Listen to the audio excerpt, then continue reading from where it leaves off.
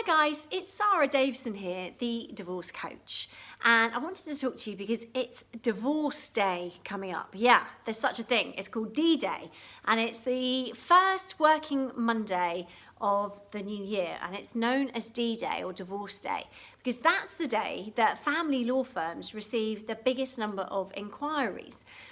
So why does this happen? Why is 7th of January this year going to be known as D-Day? Why are there lots more people looking for information on how to get divorced on that day than any other time of the year?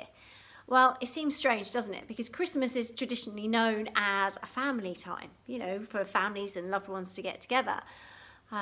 But because of that very fact, it also puts a lot of pressure on relationships. If you've got a great relationship and you get on really, really well, then obviously it's a great quality time period of the year to spend together. So that really works. But what if you have rocky foundations? What if your relationship has some maybe ongoing resentment, frustrations that have been building up for a long period of time?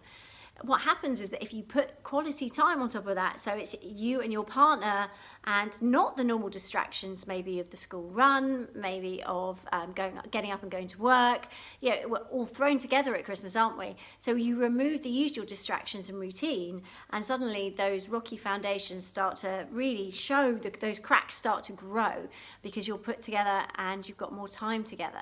So you've got more time to focus on what the issues are.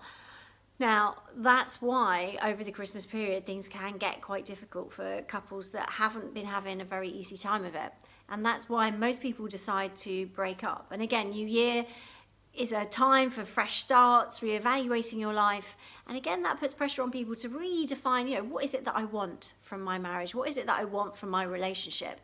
And quite often, if you've had a tough time over Christmas, that will be the straw that breaks the camel's back. And that's why there are so many people looking at this time of year for information on how to get divorced or how to separate from their partner. But, it's not all doom and gloom. It is a new year and time for a new you, if you like. If you haven't been happy and, you have tried to save your marriage and tried to make it work, or maybe this is something that's happened to you. Maybe it wasn't your choice. Maybe your partner has decided that they don't want to be with you anymore. And I know how tough that can be. That happened to me. So I know what it's like to be coming out of a relationship and to be feeling overwhelmed. Maybe your confidence is low. Maybe your self-esteem has been knocked.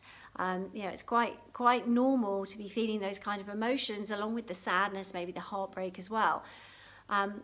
But because it's a new year, it's a great time to take stock. It's a great time to start planning, okay, so if this has happened to you and if this is what you're going through and you are struggling to cope with your breakup, then this is a great time to grab back your control and start to decide what you want. There are things you can do to help you feel better. There are things you can do to turn your life around.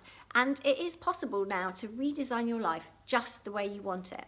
Almost having a spring clean of your whole life. So out with the stuff that doesn't work for you, maybe severing some ties with people that maybe don't make you feel good about yourself, or maybe just spending less time with them, maybe putting in some more things that maybe you can do now, like your breakup bucket list. I always encourage my clients to write their breakup bucket list of everything they can do now that they could never have done when they were with their ex. That could be wearing bright coloured nail varnish or climbing Everest. It depends. There's so many things you could do. It could be small, it could be big.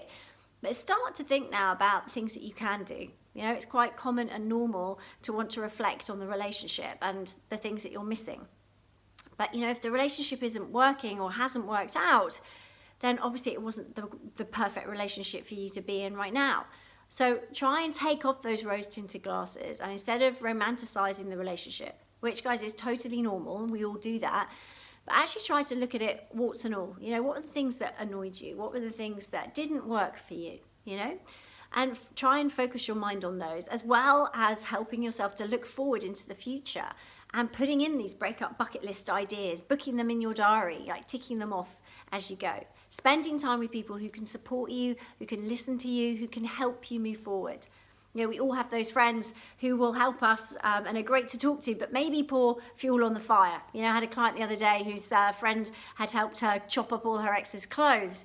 And whilst, that might have felt good in the moment potentially for her, the long-term consequences weren't so good. So pick your friends wisely, pick some people who can really help you see the positive and help you move through it. You know, there are things you can do. Yeah, I have a new book coming out this week actually. It's called The Split, 30 Days from Breakup to Breakthrough. It's a 30-day plan to help you get through your breakup one step at a time. So maybe that's something you could use. There's information on Facebook and on my social media, so follow me for daily free tips and information. But do know that it's 2019 and you have a choice. You can either let your breakup define you and drag it forward with you, or you can decide, actually, you know what? 2019 is going to be my year, and you can set about to create it just the way you want it. So create a plan to get you excited, to get you moving, and I wish you all the best. Happy New Year, guys. Mwah. Bye.